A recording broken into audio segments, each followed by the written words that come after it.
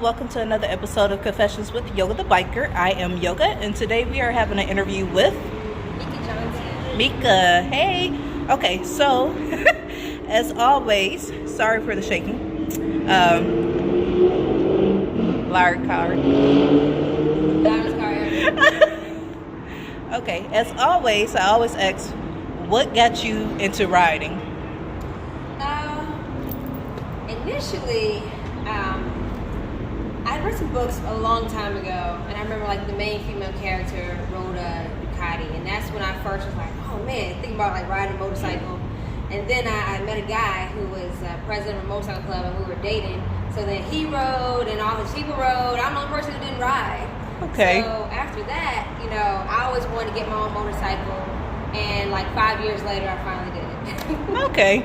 All right. So after all of the 5 years and stuff, what was your first bike? A Yamaha R6. Yamaha R6. What made you get the Yamaha R6? Honestly, it was chosen for me. I sent a mechanic to get it for me. I actually wanted the R3. All right. And he was like, you're going to be too bored on a 300, so he got me the R6. Okay. So why did you want the R3 versus the R6? I just want to start on a lower CC bike and really learn how to ride it before moving to something more powerful. I'd heard, kind of horror stories mostly from people who had started on bikes that were too much for them. I'm very cautious, so I didn't want to fall into that same trap. Okay. So, seeing that you didn't get the R3 and you're on the R6, how are you feeling with the R6? I like it a lot. I am quietly happy that I have an R6 instead of an R3. Okay. Being on it is not as intimidating as I thought it was going to be. Okay. And I do like the fact that, it has space for me to increase in speed and increase in learn how to handle the bike more and more.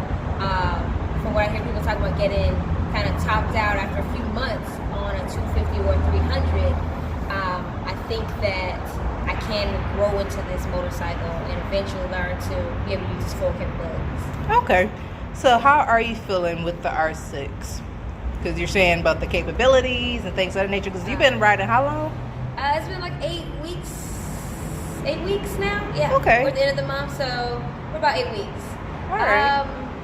It's almost like every week my confidence in my riding skills almost like increases exponentially. So I remember how it was like the first 2 weeks, and like I stalled maybe 10 times at every single stop sign. Yeah. I couldn't even barely get the bike going. So after I really got the hang of how to get moving, then I was like, okay, I want to get on the street. Even the first time I got on the street, like I was so nervous. But then fast forward, just maybe 4 weeks after that, I'm on the highway by myself. I feel good doing it. Today's traffic that we rode in was probably the most traffic I've ever been in, which is, everything, the danger increases as you have more cars moving around you. Yes. But I felt like I had a good handle of myself and my space and, being able to see around me. So I felt okay. Okay. So what are some things that you would like to learn or grow as a rider? Oh, let me tell you. First one, number one, if you look at my bike right now, that little red stripe that comes down, a new tire, it's still on there, even though I've been riding at least 300 miles on this tire because I do not do any leaning. Yeah, I do a minimal amount of leaning. Yeah, people talk about chicken strip. I used to wonder why they called it that. I think they call it chicken strip because maybe too chicken to lean. I don't know. I thought it was maybe the shape of a chicken strip, but I was like, is it because you're too chicken to lean? I don't know. Mine is That's a good term. It's only worn in the middle. The sides are still new. So learning how to lean and, what do you call it, counter steering, not how to do that. I think, after that, just getting a better handle of shifting, when to shift, when not to shift. That'll help me a lot. As of this time, I can't say what else I need to really, really work on. I'll know more as I approach things that I know I'm having a problem with. Okay. So downshifting might be one of them, because I forget to downshift. Oh, all right. And then, of course, like I said, the counter steering, getting into a lean. So right now, when people talk about those curvy roads, that's going to be fun for shit. Okay. That's more like, So did you take a class or? I did. Last year I took the MSF course right in November. So of course right after that was winter time. Mm-hmm. So I didn't begin to ride until May. I got this bike back, I think on Mother's Day. And probably like a week after that, 2 weeks after that, is the first time I decided to take it out and ride. Okay. So do you feel like you want to take a riding course to improve, or how do you feel you're going to learn these skills? Okay, so I think taking a riding course to improve is definitely something you can do. Like even in the MSF course that I took, there were experienced riders in there having problems, mastering the slow speed maneuvers that they were showing us. Mm-hmm. So I can definitely see how those things are beneficial. And even, I did those things once in a class, 7 months ago? Yeah. So those are definitely not skills that I'm working on right now. So that is, that's definitely something I could go back and learn how to do the figure eight and moving in between the cones and being able to do a proper U-turn without putting my foot down.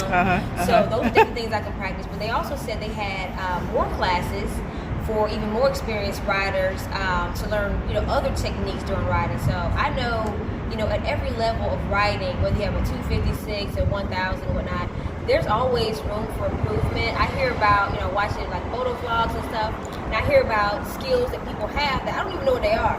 Right. So I hear about trail braking, and they say that's something that, you should do once you get more experience. And and rev matching, I don't even know what these things mean.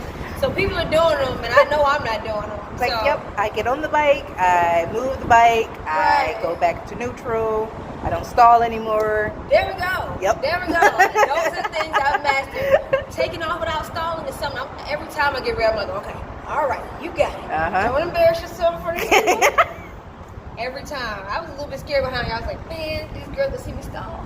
Oh yeah, we don't care about all that. Actually, the last 2 days, I rode yesterday and today, I haven't stalled once in 2 days. So, a little bit of clap It's right always there. the baby steps that So, make us happy. Oh, and I also hit a new high. I rode 85 on the freeway yesterday. Okay. And I told that to some motorcycle riders, and they were like, I was like, look, that's the fastest I've ridden so far. So I'm going to celebrate that little win. I'll hit 100. I don't know when I'll hit 100. It's going to be a while from now. Hey. It might not be a while from now, because at one point, I didn't even mean to be going as fast as I was. And I was like, ooh, I'm going to take it down a notch. It's daytime. We're out here with Georgia State. You got to ride your ride at the end of the day. So whatever your comfortability is, that's where you need to be riding, not trying to match your ride to someone else, because what they're doing is going to be completely different than what you're doing. And I don't have time to try. I can't. I'm obviously not a person that's worried about keeping up with other people. As far as being able to do what they do, and I'm not comfortable with it. Okay. So at the end of the day, I wear all my gear. And so, other people, everybody makes their own choices. So I'm sure as I get more advanced, that 100 might be a cruising speed. It's not going to feel that fast. Because at one point, I remember just probably 4 or 5 weeks ago, someone told me to get on the freeway, and I was like, I'm not doing this. And it was a hard no for 2 minutes. And then I was like, you know what? You're not going to get any better introduction than this group of riders, riding with you out there for the first time.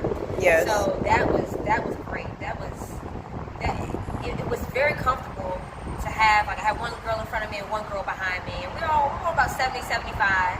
Okay. Or even me thinking about getting up to 70 miles an hour. But after I got there and you're riding with the traffic, it doesn't feel insanely fast. Right. So that, just little things have happened. Then the first time I rode by myself on the interstate, the first time I rode at night, the first time I rode on the interstate at night. Yeah, you're going to have a whole lot of firsts. So, yeah, I'm just, thinking about those different things and seeing how far I've come in just about 2 months. Okay. So as far as being like, as you said, riding by yourself, I'm assuming an indie rider, independent. Yes, Okay. I am. You want to know about what I plan on doing? Sure. Okay.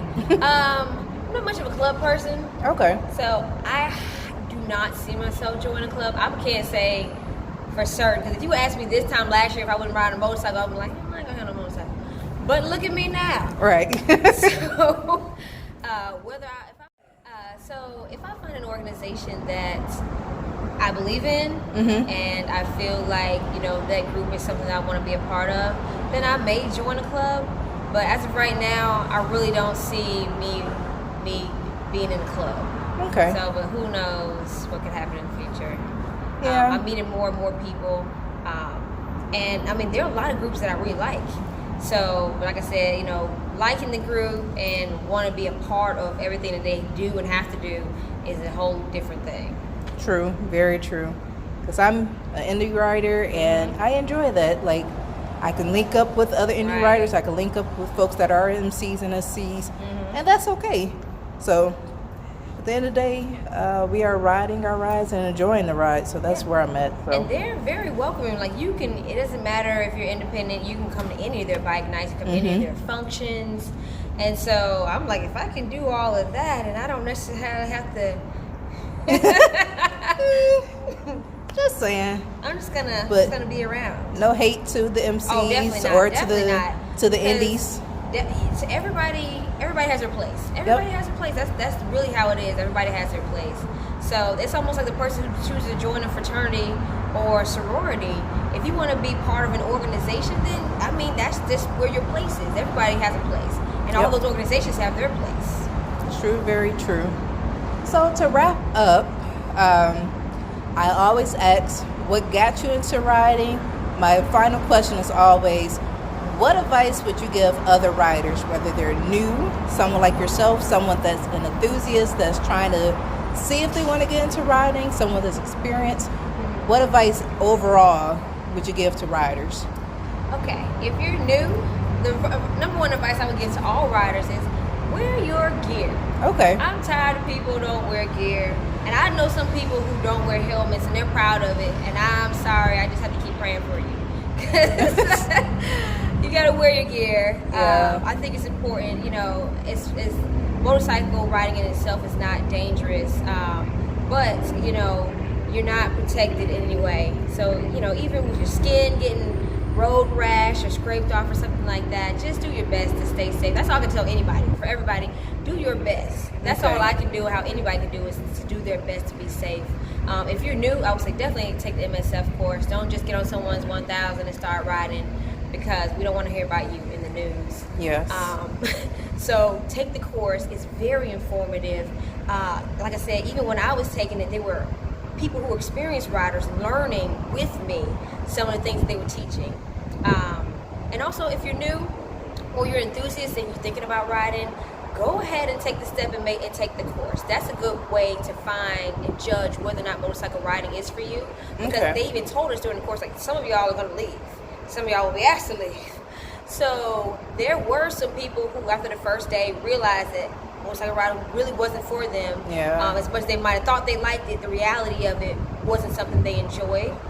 There were some people who were asked to leave because they really weren't showing enough progression in their skills to pass the course by the end of the 3 days. Okay. And in that case, you can come back. You definitely come back and retake it. But actually, maybe no one was asked to leave. They told us people could be asked to leave. Okay. But there were some people they told that they needed some extra help. And one of those guys who needed extra help ended up doing probably better than most of us when it came down to the end of it. So, take the course, see if you like it in an environment with instructors and other people who are learning just like you, maybe won't feel as self-conscious. And you can do all that without, of course, even buying a bike. They provide bikes for you to ride, so you don't have to do the expensive ride of getting something, being it by yourself with somebody who just hopped on and they don't know the proper way to teach. And you can learn in the safest environment possible. True, very true. All right, thank you, Miss Lady, for being a guest on Confessions with the Yoga to Biker. To wrap up, is there any social media or anyone that you would like to give a shout out to? I'd like to give a shout out to Miss Adventures. Oh. For inviting me to be on here. As soon as I saw you were asking about this, I was like, I'd like to talk about my experience and what brought me here. Because it's been a good one, and I was scared for so many years, and now I'm like, you've been doing this for years. Yeah. And I spent that much time being afraid to just take that step. So, I mean, now I'm so happy that I did it. So I don't have anyone else I think I want to shout out. I think about that ahead of time. Okay. Any social media of your sources? Oh, yes. If you want to follow me, I am 00EMJAY00 on Instagram. It's 00MJ00. Okay. You can follow me there. All right, and we'll put that link in at the bottom of this video in the description. So yes, check her out. And until next time, love, light, and positive vibes, everyone. We are out. Bye.